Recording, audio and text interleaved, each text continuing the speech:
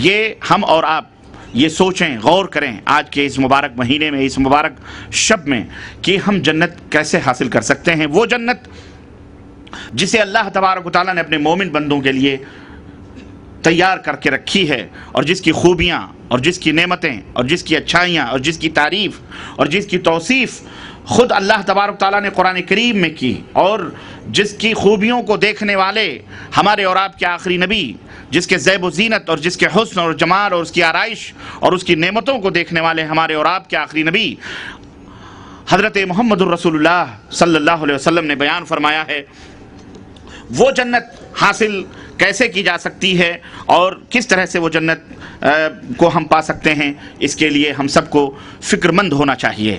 کوشش کرنی چاہیے، جد و جہد کرنی چاہیے، اور یہ محنت اور یہ جد و جہد صحیح رخ پر ہونی چاہیے۔ نہ کہ صرف اسلام کے اندر محنت اور جد و جہد ہی مطلوب نہیں ہے، بلکہ اس جد و جہد کے ساتھ صحیح جد و جہد اور صحیح سمت اور صحیح رخ کی محنت ہونی چاہیے، تب جا کر کے آپ جنت کے حقدار بن سکتے ہیں۔ آپ کو ریاض سفر کرنا ہو لیکن آپ کی گاڑی اگر اس کے مخالف سمت میں جا رہی ہو، کتنی ہی فاسٹ اور کتنی ہی تیز رفتاری کے ساتھ اور کتنے ہی پٹرول بھر کے اور کتنے ہی مزے اور ایئر کنڈیشن مرسیڈیز میں بیٹھ کر کے آپ جا رہے ہوں، لیکن اگر رخ غلط ہے تو آپ کبھی بھی ریاض پہنچ نہیں سکتے۔ بھلے آپ ہزارہ محنت کریں، آرزویں بسائیں، خواب دیکھیں، جد و جہد کریں، لیکن جب تک رخ صحیح نہیں ہوگا، گاڑی لاکھ صحیح سب کچھ زاد و راحلہ آپ کا مضبوط صحیح، لیکن رخ غلط ہونے کی وجہ سے آپ کی یہ ساری محنتیں اور ساری کوششیں ضائع اور رائگاں ہو جائیں گی۔ اس لیے میرے عزیزوں، میرے دوستوں، ہم مسلمانوں کو بحیثیت مسلمان یہ سوچنا ہے کہ ہمارا اللہ، ہمارا دین، ہمارا اسلام، ہمارے رسول، ہمارا منہج، ہمارا طریقہ اور ہماری فکر، ہماری سوچ، ہمارا کردار، ہمارا عمل کیسا ہونا چاہیے جو جنتی ہو سکے۔ افراد مل کر کے جماعت بنتے ہیں، اور جماعت ہی جنت میں، افراد جماعت مل کر کے جماعت در جماعت جنت کے اندر جائیں گے۔ ہم فرد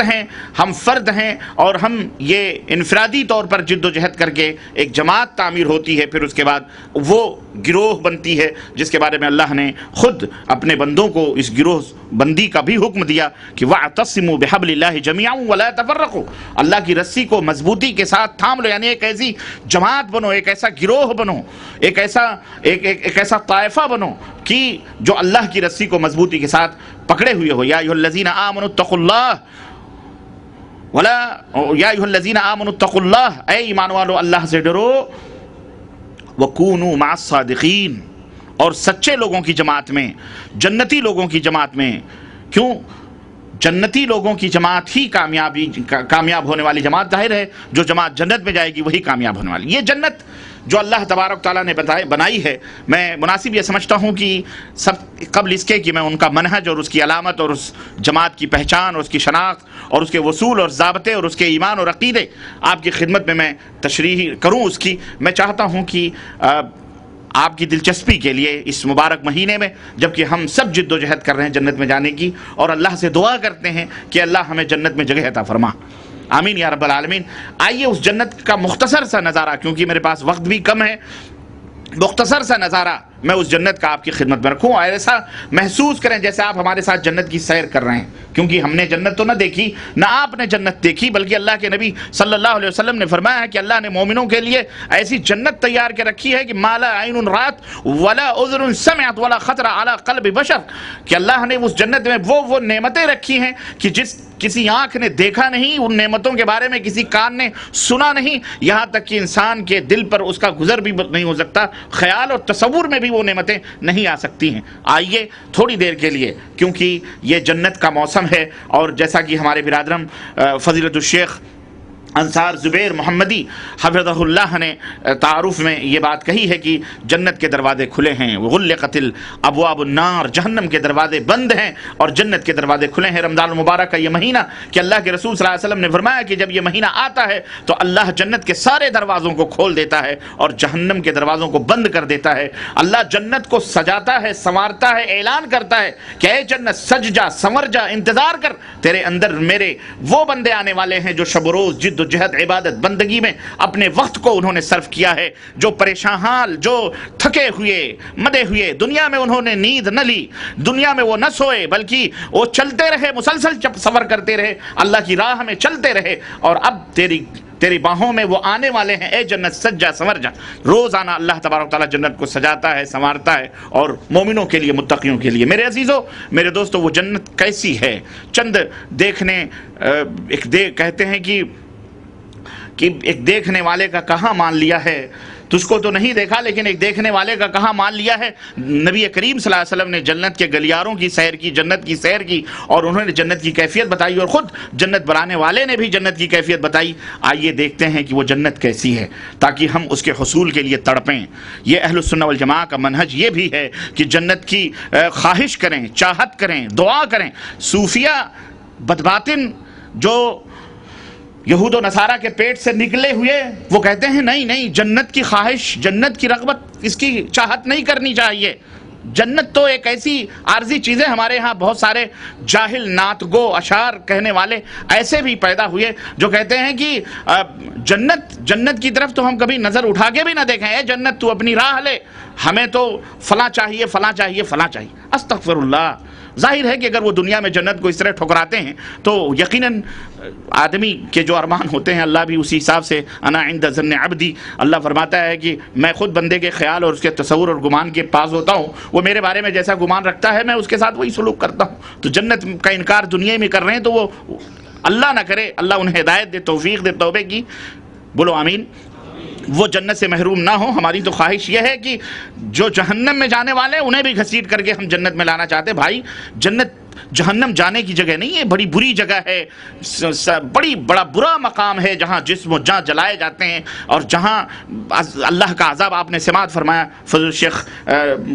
جو ہے مقصود حسن فیضی حفظہ اللہ سے پوری تفصیلات آپ نے سنی۔ آئیے تھوڑی سی موڈ فریش کرنے کے لیے جنت کا بھی تذکرہ کرتے ہیں، جنت کی خوشخبریاں، جنت میں اللہ نے کیا کیا چیزیں رکھی۔ اللہ کی قسم اگر یہ نعمتیں سنیں اور اس کے بعد ہم بدباطن رہیں، بد کردار بنے، بد عقیدہ رہیں، بد عمل رہیں، اور ہمارا کردار نہ نکھرے، تو میں نہیں سمجھتا ہوں کہ انسان اس کے بعد کون سی شے اسے بیدار کر سکتی ہے اور اس غفلت سے اسے ہوشیار کر سکتی ہے اور اس نیند سے اسے جگا سکتی ہے۔ اللہ نے قرآن کریم میں، رسول اللہ صلی اللہ علیہ وسلم نے حدیث میں ایسے ایسے تذکرے کیے ہیں، اللہ اکبر۔ جنت میں وہ نعمتیں ہیں کہ اللہ کے رسول صلی اللہ علیہ وسلم، سب سے پہلے آپ کو میں یہ بتاؤں کہ جنت میں 8 دروازے ہیں۔ قاری نجم الحسن حفظہ اللہ نے بیان کیا نا، ایک دروازہ اسپیشل VIP کا ہے، کیا؟ باب الریان۔ باب الریان، وہ ریان گیٹ ہے جو صرف روزے داروں کے لیے، اور وہ صرف رمضان کے روزے داروں کے لیے نہیں ہے، بلکہ وہ جو ہمیشہ روزہ رکھتے ہیں۔ رمضان ہی کا روزہ صرف روزہ نہیں ہے، اللہ کے نبی ہفتے میں 2 روزے رکھتے تھے، پیر کو اور جمعرات کو۔ مہینے میں 3 روزہ ایام بیض کے رکھتے تھے اللہ کے رسول صلی اللہ علیہ وسلم۔ اور یوں اللہ کے نبی کبھی کبھی اتنے ایسے روزے رکھتے تھے کہ ام المومنین عائشہ صدیقہ فرماتی ہیں ہم سوچتے تھے کہ آپ روزہ افطار کریں گے بھی یا نہیں کریں گے۔ تو روزہ رکھنے کی، اور جیسا کہ وہ حدیث آپ نے سماعت فرمائی، کیا کہ اللہ ایک روزہ اگر آدمی رکھتا ہے تو اللہ 70 برس کی مسافت جہنم سے دور کر دیتا ہے، ایک روزہ۔ یہ عام روزوں کے متعلق یہ فضائل ہیں، اور چہ جائے کہ رمضان کا روزہ، اللہ اکبر، اس کی برکتیں، اس کی خیر، اس کے تو یہاں تو اللہ تعالیٰ نے 10 گنے سے لے کر 70 گنا اور بعض روایت میں 700 گنا تک اجر و ثواب کا آپ کو کی بشارت اور خوشخبری دی گئی ہے۔ تو روزہ ایک مستقل ایک ایسی عبادت ہے جو رمضان میں تو فرض ہے، عام دنوں میں عاشورے کا روزہ، ایام بیض کے روزے اور ہفتے کے روزے، اسی طرح جناب علی بقرعید کے روزے، اور شعبان جو ہے شعبان کے مہینے میں اللہ کے رسول 15 شعبان سے پہلے جو کثرت سے روزے رکھتے تھے۔ اس طرح کے یہ روزے مستقل موجود ہیں جس کے اجر و ثواب کے لیے ہمیں کوشش اور جد و جہد کرنی چاہیے۔ وہ سب اسی باب الریان سے، VIP گیٹ سے داخل کیے جائیں گے۔ اللہ تعالی ہم سب کو صائمین، روزے داروں میں سے بنائے، اور اللہ ہم سب کو اسی VIP گیٹ سے اللہ تعالی ہم سب کو داخل فرمائے، آمین یا رب العالمین۔ جنت کے آپ کی معلومات کے لیے بتاؤں 8 دروازے ہیں۔ جنت کے کتنے دروازے ہیں؟ 8 دروازے ہیں۔ اللہ کے رسول صلی اللہ علیہ وسلم کی یہ حدیث کہ من توضأ فحسن الوضوء فقال اشهد ان لا اله الا الله وحده لا شريك له واشهد ان محمدا عبده ورسوله فتحت له ابواب الجنة الثمانية يدخل من ايها شاء۔ کہ جس شخص نے وضو کیا اور بہترین وضو کیا، بہترین وضو سے مطلب یعنی سنت کے مطابق، سنت سے بہترین وضو اور کچھ نہیں ہو سکتا۔ آدمی لاکھ اس کے اندر مبالغے کرے، اور بعض لوگ آدھا گھنٹہ وضو کرنے میں لگاتے ہیں، لیکن ان کا وضو سنت کے مطابق نہیں ہوتا۔